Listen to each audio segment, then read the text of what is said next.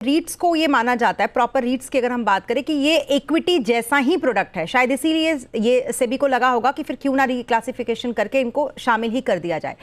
कैसे पंकज जी ये इक्विटी की तरह है, और दूसरी बात कैसे ये इक्विटी से अलग भी है, ये दोनों बातें समझाइए।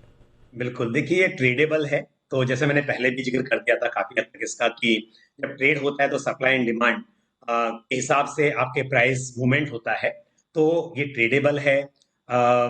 इंट्रिंसिक वैल्यू से अधिक प्राइस पर भी ये ट्रेड हो सकता है। इसके जो रिटर्न्स हाथ में आते हैं इन्वेस्टर्स के, वो सिर्फ अंडरलाइंग असेट के जो रिटर्न्स हैं उसको ही नहीं ये फैक्टर इन करता है, बल्कि जो सप्लाई एंड डिमांड है उसको भी फैक्टर इन करता है। उसके हिसाब से रिटर्न दिखाई देते हैं। तो इसके लिए इक्विटी की तरह ये बिहेव करता है।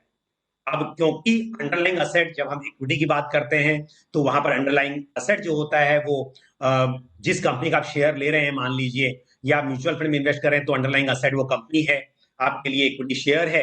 पर यहाँ पर रीट्स में कर रहे हैं तो अंडरलाइंग असेट आपके लिए जो प्रोजेक्ट है उनके पास में, जो उन्होंने, मतलब आप जिस भी रीट में इन्वेस्ट कर रहे हैं उस कंपनी ने कौन कौन से प्रोजेक्ट में पैसा लगाया हुआ है, कौन से मॉल, कौन से कमर्शियल प्रॉपर्टीज, होटल्स, हॉस्पिटल्स उन्होंने बाय किए हुए हैं, वो देखना जरूरी हो जाता है। उसके हिसाब से रिटर्न्स आते हैं। तो इसके लिए जो आपने कहा कि अलग कैसे, अलग ऐसे है कि अंडरलाइंग असेट आपकी कंपनी नहीं है, स्टॉक नहीं है, बल्कि रियल एस्टेट है, फिजिकल रियल एस्टेट है बाकायदा।